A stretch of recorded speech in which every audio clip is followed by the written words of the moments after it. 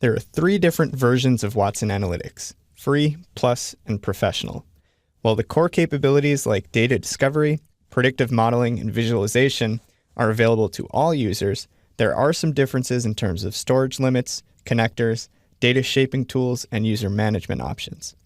Watson Analytics Free includes access to the Data, Discover, and Display tools, which we'll refer to as the 3Ds, as well as 1 megabyte of free storage and a free automatic 30-day trial of the Professional Edition.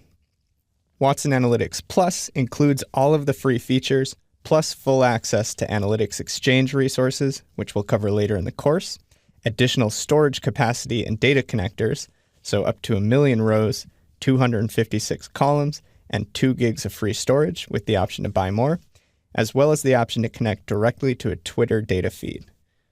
Finally, Watson Analytics Professional includes all of the capabilities of free and plus versions, but offers significantly more data storage, up to 10 million rows, 500 columns, and 100 gigabytes of storage, as well as twice the amount of Twitter data.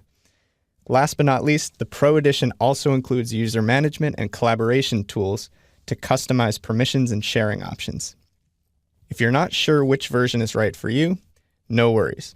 Remember that when you sign up for a free account, which only takes about 30 seconds, you'll automatically be granted access to a 1-month professional license, after which you can choose whether to subscribe to Pro or Plus for a monthly fee, or continue using the free edition.